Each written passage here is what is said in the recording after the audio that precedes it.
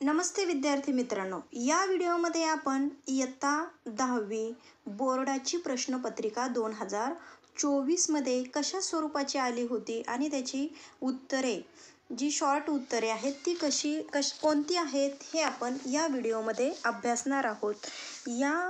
ही जी प्रश्नपत्रिका आली होती त्याला वेळ होता 3 तास आणि एकूण गुण आहेत 80. तर आपण पहिला विभाग आहे तो गद्य विभाग. पाठावर असलेले जे प्रश्न आहेत उतार्यावरील ते प्रश्न आपण या अगोदर इथे सोडवणार आहोत. यामध्ये प्रश्न पहिला जो उतारा होता त्यातील पहिला प्रश्न होता, म्हातारीच्या जगण्याचा एकमेव आधार. तर मुलाची पत्र हा या म्हातारीचा आधार होता. दुसरा आहे, आपल्या तरुण मुलाला माणसं दाखवणारा पोस्टमन. हे याचं उत्तर आहे. म्हणजेच याला 2 मार्क, प्रत्येकी एका प्रश्नाला 1 गुण होता. यामधीलच दुसरा प्रश्न होता, आकृती पूर्ण करा. याला 2 गुण होते. वाट पाहण्याशी निगडीत असलेल्या भावना. आता 4 भावना आपल्याला लिहायच्या होत्या. एका भावनेला अर्धा मार्क, असा एकूण 2 गुणांचा हा प्रश्न होता. तर उत्तर आहे दुःख, काळजी, भीती, अस्वस्थता. आणि प्रश्न तिसरा होता, स्वमत. वाट पाहणे ही गोष्ट एरवी सुखाची थोडीच असते. या उद्गाराविषयी तुमचे मत सविस्तर लिहा. आता हे जे मत आहे हे प्रत्येक विद्यार्थ्याचे वेगवेगळे मत असणार आहे. म्हणजे जेव्हा आपण वाट पाहत असतो तेव्हा आपल्यामध्ये भीती असते, अस्वस्थता असते, हे आपल्यातील गुण जाणवतात. पण हा तुम्हाला मोठा डिस्क्रिप्टिव्ह प्रश्न लिहायचा आहे. यानंतर यामधील हा प्रश्न आहे, म्हणजे दुसरा उतारा दिलेला आहे. त्या दुसऱ्या उतार्यातील पहिला प्रश्न आहे, कृती पूर्ण करा. सोनालीच्या झोपेची वैशिष्ट्ये आपल्याला या ठिकाणी पाहायची आहेत. तर सोनालीच्या झोपेची जी वैशिष्ट्ये आहेत ती एखाद्या लहान मुलासारखी अस्ताव्यस्त आणि ती झोपेत असताना भरपूर लोळतही होती. यानंतर दुसरा प्रश्न त्यातीलच आहे, कोणते लिहा. यालाही 2 मार्क आहेत, एका प्रश्नाला 1 मार्क. तर सोनालीवर ताईगिरी करणारी. तर सोनालीवर ताईगिरी करणारी होती रुपाली, फक्त रुपाली. आणि दुसरा प्रश्न आहे, झोपायची वेळ झाली की उडी मारून बिछाण्यात शिरणारी सोनाली. म्हणजे रुपाली आणि सोनालीला 1-1 मार्क आपल्याला आहे. त्यामुळे हा उतारा व्यवस्थित बारकाईने तुम्ही अभ्यासायचा आहे. पुढील तिसरा प्रश्न स्वमत आहे. सोनाली व दीपाली यांच्यातील जिव्हाळा व्यक्त करणारा प्रसंग तुमच्या शब्दात लिहा. तर यामधील हा जो प्रश्न आहे तो 5 ते 6 ओळींचा तुम्हाला लिहायचा आहे. यानंतर अपठित गद्य, म्हणजे आपल्या पुस्तकाव्यतिरिक्त आपल्याला उतारा आलेला आहे. तर यामधील पहिला प्रश्न होता, आकृतीबंध पूर्ण करा. आईजवळ क्षणभर बसल्यावर मिळणाऱ्या गोष्टी. यालाही 2 गुण आहेत. 4 तुम्हाला त्यातील हे लिहायचे आहेत आणि ते 4 उत्तरं लिहिल्यानंतर तुम्हाला 2 गुण मिळणार आहे. यातील उत्तर आहे, फुलाची कोमलता, गंगेची निर्मलता, चंद्राची रमणीयता, सागराची अनंतता, पृथ्वीची क्षमता. यापैकी तुम्ही 4 कोणतेही लिहायचे आहेत. दुसरा प्रश्न, कधी ते लिहा. यालाही 2 गुण आहेत. पहिला आहे, आई कावरीबावरी होते. मुलाचे काही दुखले खुपले तर आई कावरीबावरी होते. दुसरा आहे, आई थकणार नाही. मुलांची सेवा चाकरी करताना आई थकणार नाही. ही उत्तरे आहेत. यानंतर पुढील पद्य विभाग आहे. कवितेच्या आधारे सूचनेनुसार कृती करा. यामधील पहिला प्रश्न आहे, चौकटी पूर्ण करा. डॉक्टर बाबासाहेब आंबेडकरांनी नाकारलेली गोष्ट मळवाटेने जाणे, ही गोष्ट आहे. दुसरा आहे, डॉक्टर बाबासाहेब आंबेडकरांचे स्वागत करणारे खाचखळगे. अशा प्रकारे 2 गुणांना हा प्रश्न आहे. त्यानंतर पुढील प्रश्न आहे, आकृतीबंध पूर्ण करा. यामध्ये डॉक्टर बाबासाहेब आंबेडकरांनी केलेले कार्य. तर या ठिकाणी डॉक्टर आंबेडकरांनी केलेले कार्य आहे, मळवाटेने जायचे नाकारले. त्यानंतर त्यांनी नवा इतिहास घडवला. मूक समाजाचा ते नायक झाले. त्यानंतर बहिष्कृत भारत त्यांनी उभा केला. चवदार तळ्याच्या काठावर त्यांनी सत्याग्रह केला. हे कार्य त्यांनी केलेले आहे. यानंतर तिसरा प्रश्न तुम्हाला आहे की खालील पद्यपंक्तीचा सरळ अर्थ तुमच्या शब्दात लिहा. तू झालास परिस्थितीवर स्वार आणि घडविलास नवा इतिहास, हा तुमच्या शब्दामध्ये लिहायचा आहे. यानंतर पुढील चौथा आहे काव्य संग्रह सौंदर्य. या ठिकाणी हेही तुम्हाला या ओळी दिल्या आहेत आणि त्या ओळीमधील असलेले विचार सौंदर्य स्पष्ट करा. हा प्रश्न आहे तोही 2 गुणांना आहे.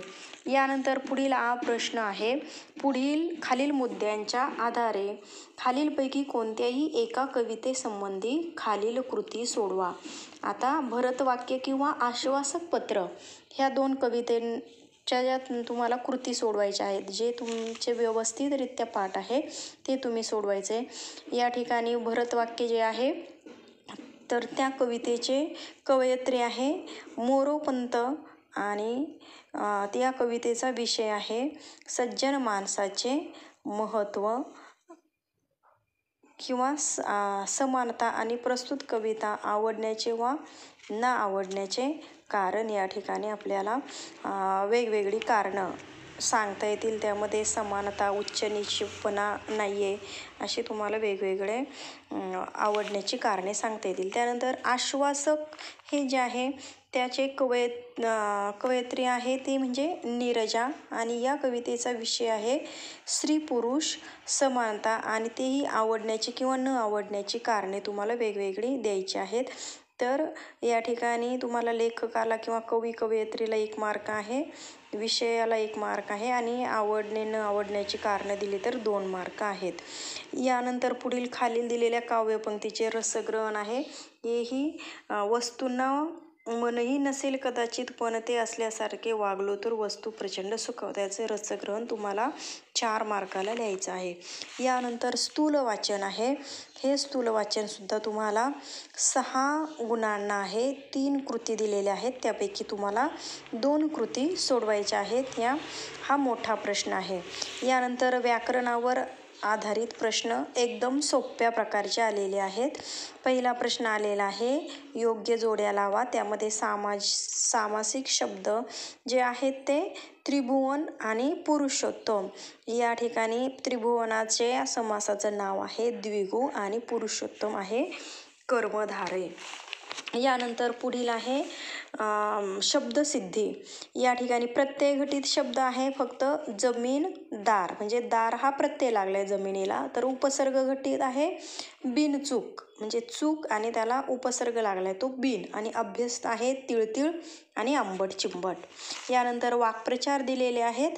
वाक्प्रचारांचा अर्थ सांगते. वाक्यात उपयोग तुम्ही तुमच्या शब्दामध्ये वेगवेगळा केला असेलच. तर कंठस्नान घालणे म्हणजे ठार मारणे, हुकमत गाजवणे म्हणजे वर्चस्व गाजवणे, व्यथित होणे म्हणजे दुःखी होणे, आनंद गगनात न मावणे म्हणजे खूप आनंद होणे. त्यानंतर पुढील प्रश्न होता तो शब्दसंपत्ती. यामध्ये समानार्थी शब्द मार्गचा समानार्थी रस्ता किंवा वाट आहे. यानंतर जल, पाणी, नील, तोय अशा प्रकारे याचे समानार्थी शब्द आहेत. खालील शब्दांचे विरुद्धार्थी शब्द लिहा. सुपीकचा नापीक आहे, ज्ञानीचा अज्ञानी आहे, वचन बदला, भिंती भिंत, रस्ता रस्ते. यानंतर चौथा आहे खालील शब्दातील अक्षरांपासून 2 अर्थपूर्ण शब्द तयार करा. या ठिकाणी रखवालदार यामध्ये खवा असेल, वार असेल, वाल, रवा अशा प्रकारे भरपूर आपल्याला शब्द तयार करता येतात. यानंतर लेखन नियमानुसार लेखन करा. यामध्ये पहा 2 वाक्य 4 दिलेले आहे, त्यापैकी तुम्हाला 2 सोडवायचे आहे. महर्षी कर्वे यांसमध्ये स्थितप्रज्ञांची लक्षणे होती. महर्षी याला शला दुसरी वेलांटी पाहिजे आणि स्थितप्रज्ञाली होती, त्या ठिकाणी स्थित आहे त्याला पहिली वेलांटी होती. यानंतर दुसरा पावसाळ्यात दिशा धुसर झालेल्या असतात. दिशा याला पहिली वेलांटी. यानंतर पुढे आहे महाराष्ट्र ही संतांची भूमी आहे. ह ला दुसरी वेलांटी आणि भूमीला दुसरा उकार आहे. तर शनिवारी, शनी न ला पहिली वेलांटी आहे आणि दुपारी हा शब्द आहे त्याला पहिला उकार आहे. यानंतर तिसरं आहे खालील विरामचिन्हे ओळखा. तर पहिलं विरामचिन्ह हे स्वल्पविराम आहे आणि दुसरं आहे ते दुहेरी अवतरण चिन्ह. यानंतर पारिभाषिक शब्द आपल्याला दिले आहे. टॅक्स म्हणजे कर आहे आणि एक्झिबिशन म्हणजे प्रदर्शन. अशा प्रकारे हा प्रश्न एकदम सोप्या प्रकारचा आलेला होता. प्रश्न 5वा आहे तो म्हणजे उपयोजित लेखन, पत्रलेखन आलेलं आहे. दोन्ही पत्रलेखन हे औपचारिक आणि एकदम सोप्या प्रकारचं पत्र या ठिकाणी आहे. यानंतर पुढचा खालीलपैकी कोणत्याही 2 कृती सोडवा. यामध्ये जाहिरात लेखन, बातमी लेखन आणि कथा लेखन होतं. यामधील तुम्ही ज्याची तयारी केली असेल चांगल्या प्रकारची त्याची बातमी तुम्हाला लिहायची होती. यानंतर पुढचा होता तो लेखन कौशल्य. यामध्ये तुम्हाला प्रसंग लेखन लिहायचा होता, आत्मकथन करायचं होतं.